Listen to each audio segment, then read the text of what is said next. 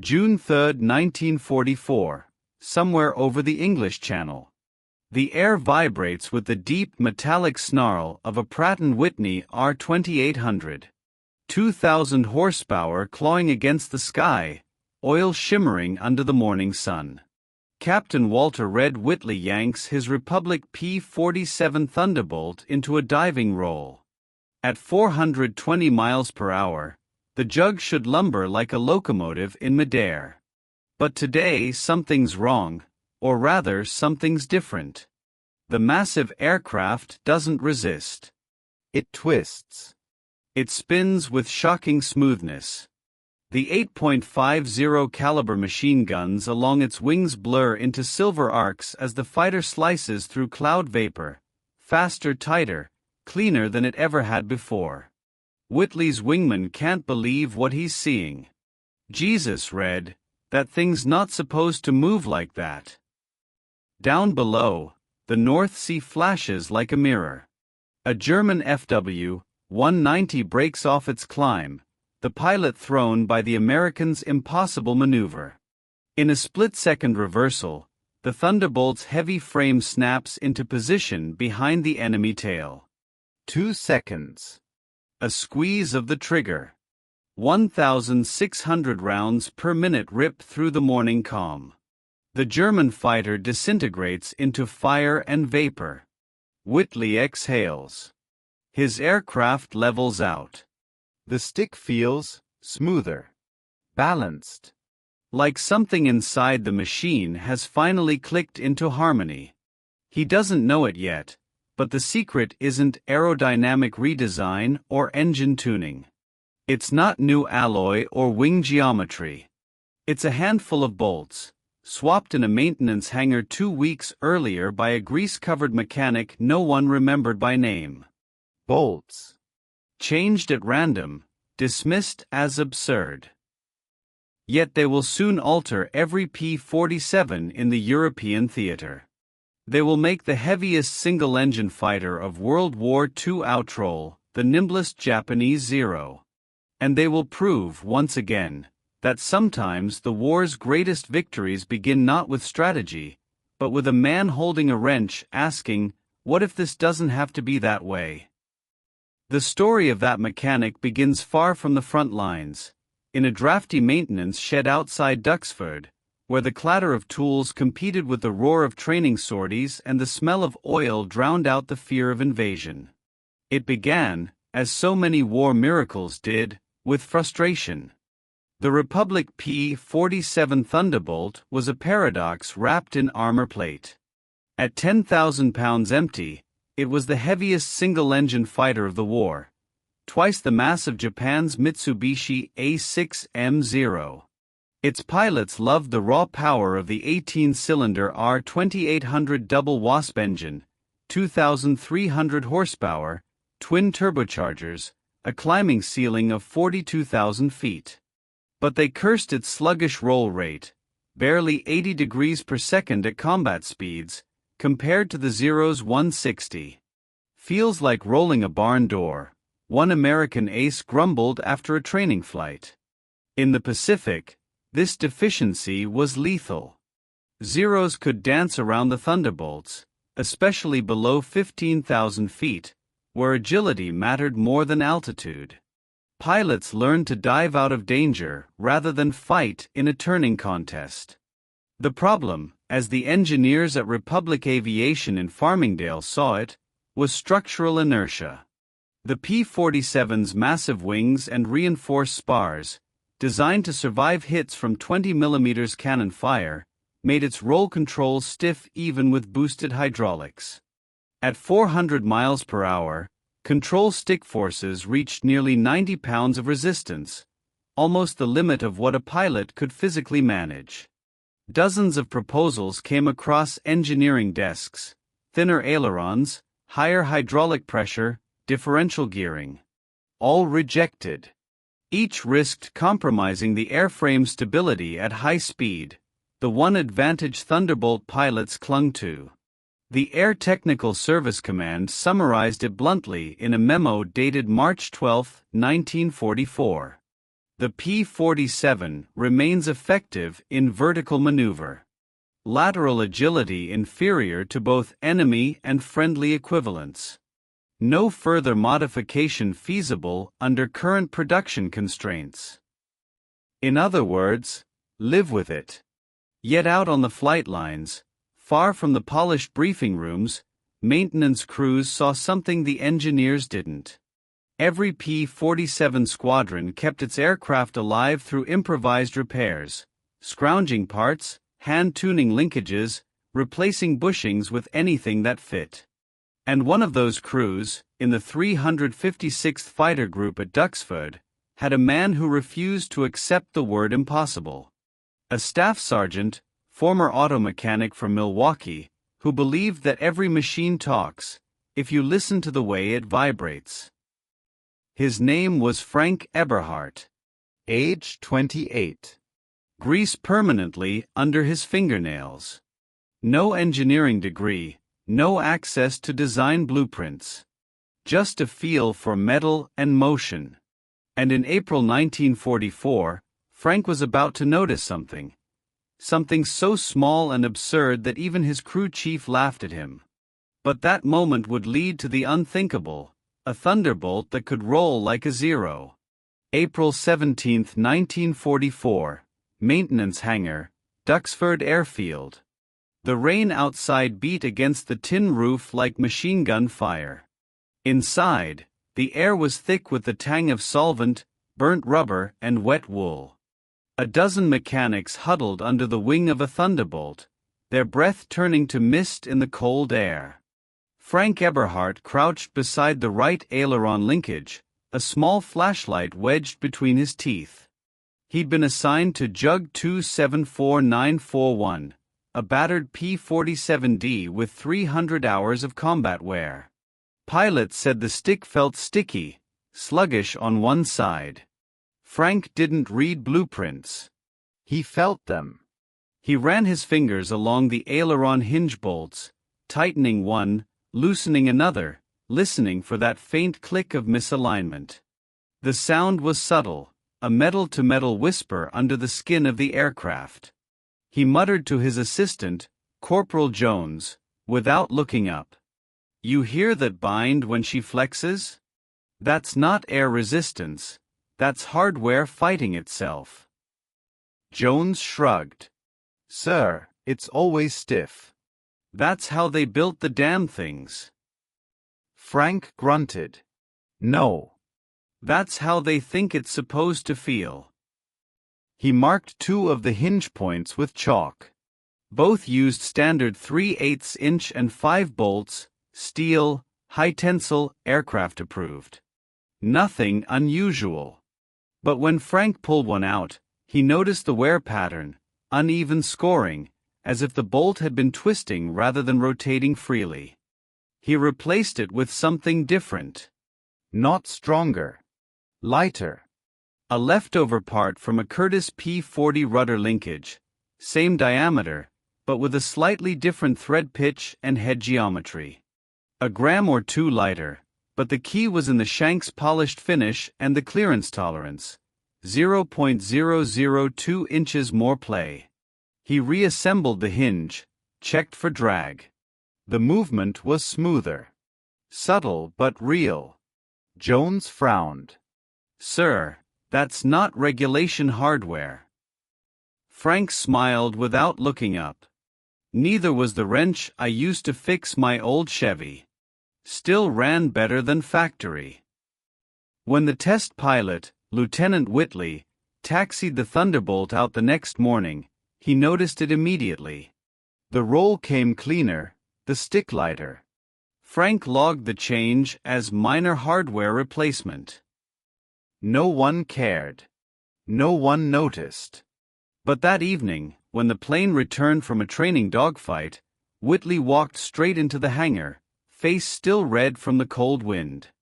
"Who worked on my Jug?" "Eberhardt," the crew chief said.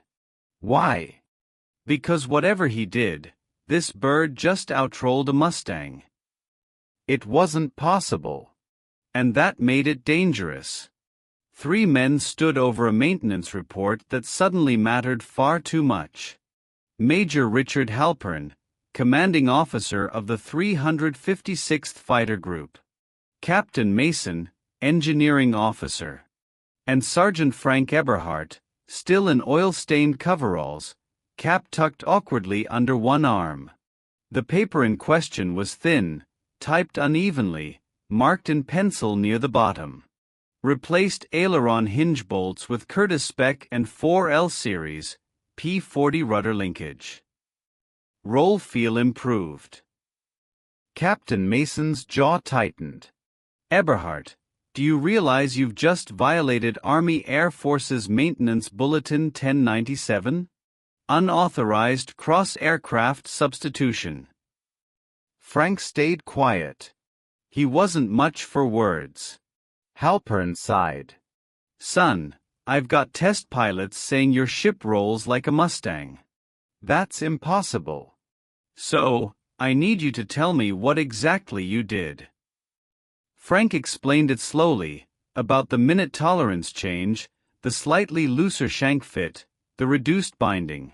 A 0.002-inch gap. A microscopic difference. Mason interrupted. You're saying 0.02 of an inch changed the roll rate of a 10,000-pound aircraft? Frank nodded. Sir, that's what the metal told me. The room went still. The major rubbed his temples. Even if that's true, you understand how this looks. Every aircraft part has an inspection code. If this gets back to right field, they'll ground us for non-compliance. Maybe, Frank said quietly. But she flies better. It wasn't arrogance. It was conviction, the kind born from 1,000 hours with wrenches, not equations. By afternoon, the modified Thunderbolt was grounded pending inspection. The Curtiss bolts were removed and replaced with standard Republic issue. The paperwork went up the chain. The official memo read: Unverified field modification. No action recommended. Probable placebo effect. In the pilot's ready room, laughter followed. Eberhardt's magic bolts, they called them. Maybe next he'll put fairy dust in the oil pump. But Frank didn't argue. He just kept working, silent, methodical, patient. Because he'd seen too much in his life as a mechanic to believe in coincidences. Then something unexpected happened. A week later, one of the squadron's P-47s, a fully standard aircraft, failed an aileron hinge inspection after 150 flight hours. The bolts showed severe wear, asymmetric scarring, the same pattern Frank had noticed before. Captain Mason frowned at the damaged hardware. That's odd, he muttered. Torque distribution looks uneven. Frank didn't say a word. He just slid the Curtiss bolt across the table again. Try it. That single word carried the weight of stubborn faith. It was the beginning of the test that would silence the laughter and rewrite the Thunderbolt's limits. April 28, 1944, Test Area C, Duxford Airfield. The dawn mist hadn't yet lifted when the ground crew wheeled Jug 274941 out of the hangar once more. A small crowd gathered, mechanics, pilots, and the skeptical Captain Mason, clipboard in hand. The aircraft gleamed faintly under the low sun, its right aileron once again fitted with Frank's absurd Curtiss bolts. The experiment was sanctioned now, but unofficially. Engineering curiosity, the memo said. Nothing more. Frank stood by the wingtip, tightening the final hinge nut to exactly 90 inch-pounds of torque. Not too tight, not too loose, he murmured. She needs to breathe. Lieutenant Whitley climbed into the cockpit, tugged his gloves tight. He didn't share the other's doubts. Let's see what your bolts can do, Frank. The P-47's engine roared to life, a thunderous, uneven bellow that shook the airfield. As the fighter rolled down the runway, the smell of hot oil filled the hangar. Mason clicked his stopwatch. "Control run, 2,000 feet, 240 knots," he said, voice steady but uncertain.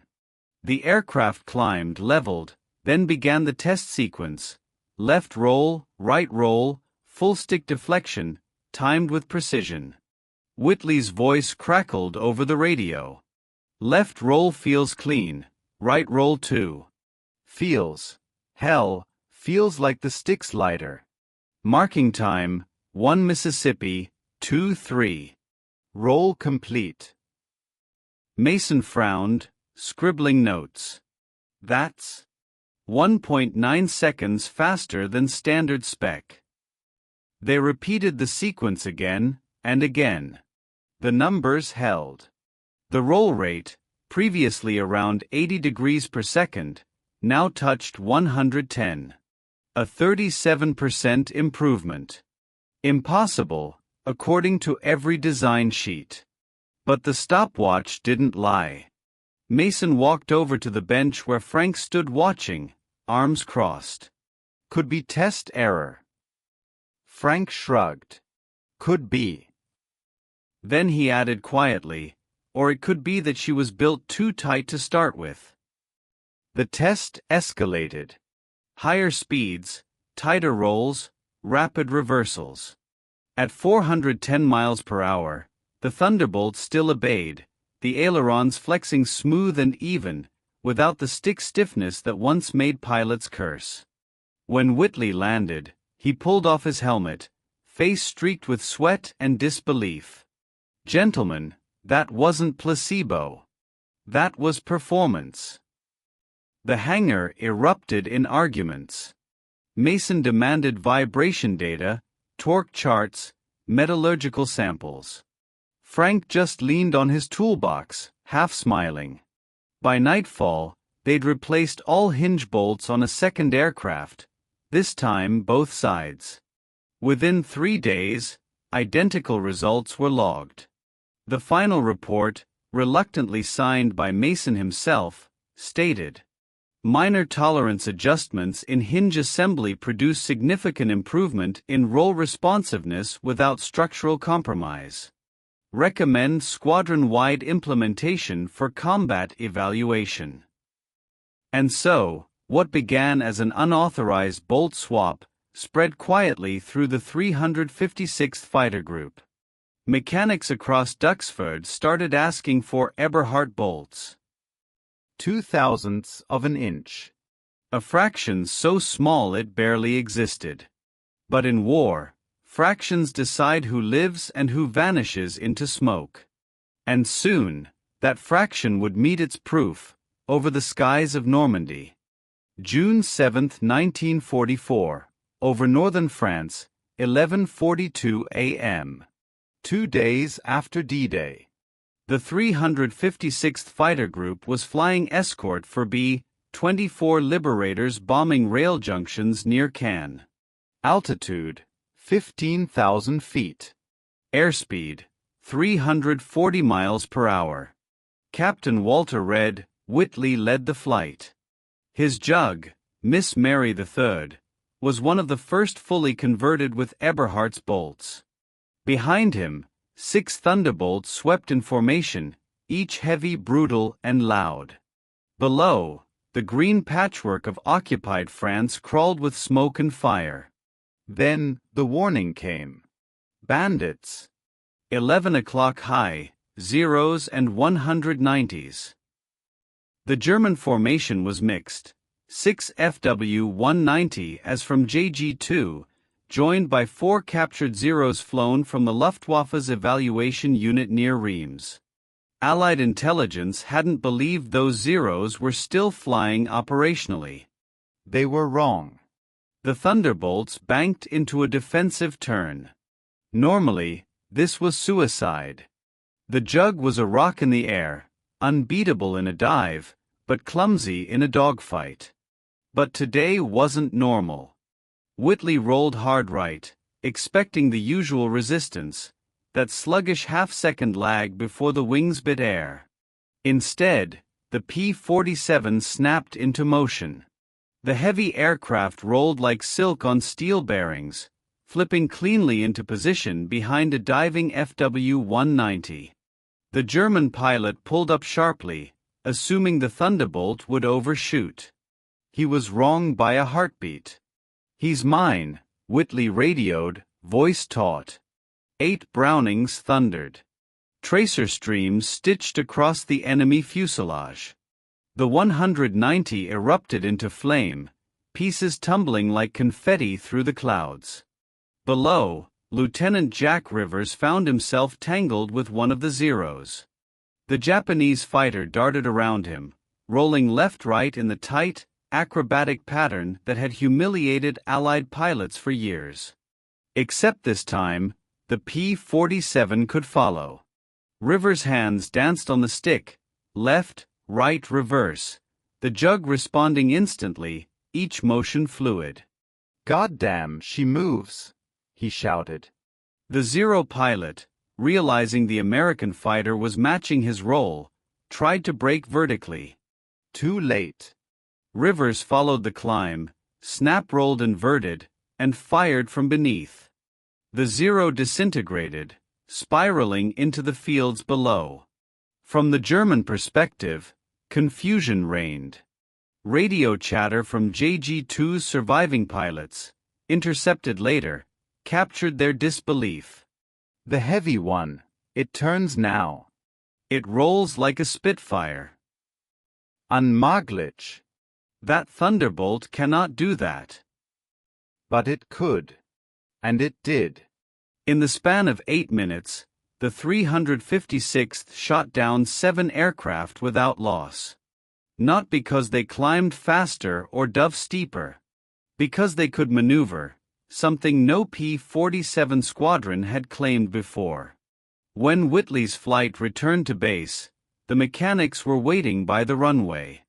Frank Eberhardt stood a little apart, hands black with oil, pretending not to watch.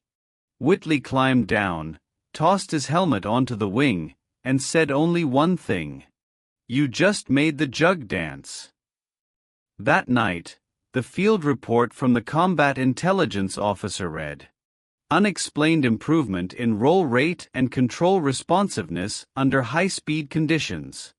Pilots report no adverse vibration. Recommend technical review." Headquarters noticed. Within a week, telegrams from Wright Field arrived requesting detailed specifications. It took only a month before Republic Aviation officially revised the maintenance manual, adjusting hinge tolerances by 0.002 inches across all European-based P-47 units. The Eberhardt adjustment, they called it, quietly, bureaucratically, but permanently. And as the war pressed deeper into France, every jug rolling off the line carried within it that invisible signature, a mechanic's defiance, measured in thousandths. August 1945, Farmingdale, New York. The war was ending. The factory lines at Republic Aviation were slowing, their massive hangars filled with silent machines, drill presses, riveters, and jigs that had once built the Thunderbolt by the thousands. Production totals stood at 15,683 units, more than any other American fighter. Every one of them carried that tiny engineering revision buried in its wings, a tolerance adjustment that no official directive had ordered, but all of them followed. Frank Eberhardt never filed a patent, never wrote a report. His contribution lived on as a footnote in maintenance bulletins, one sentence under control system assembly. But among the pilots, his name traveled by word of mouth. At reunion bars in London, men would slap the wings of their grounded jugs and say, "Rolls like an Eberhardt bird, this one." By late 1944, technical evaluations confirmed what combat had already proven.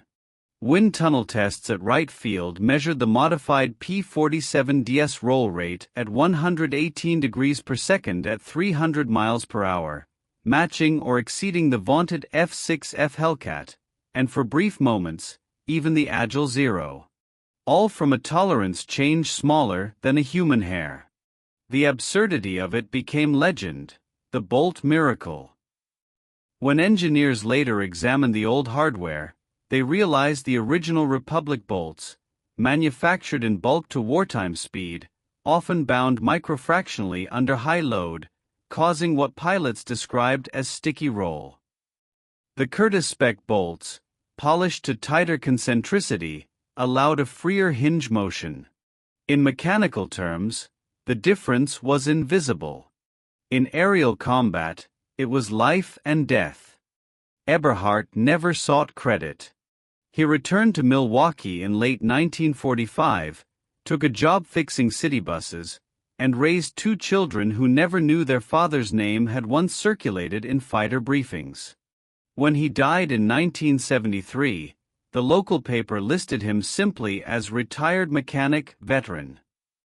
But his story lived on in the archives, rediscovered decades later by aviation historians parsing maintenance logs from Duxford. They found his initials beside a single note. Experimented with Curtiss bolts. Reported smoother response. That small scribble, a man's quiet rebellion against procedure, had changed the fate of hundreds of pilots. In hindsight, the P-47's transformation was not a miracle of engineering but of attention. A reminder that machines, like men, can hide brilliance in imperfection. That sometimes, the smallest misfit becomes the perfect key. By war's end, Thunderbolts had destroyed 3,752 enemy aircraft in the air and 6,000 on the ground. Their pilots, once resigned to lumbering through combat, now trusted their machines like extensions of their own muscles. All because one man refused to believe that good enough was good enough. The war ended not only in the roar of engines and the thunder of guns, but in the turn of a wrench, the kind of turn that reminds us that civilization itself often pivots on hands no one ever sees, turning bolts no one ever measures, making giants dance through the sky.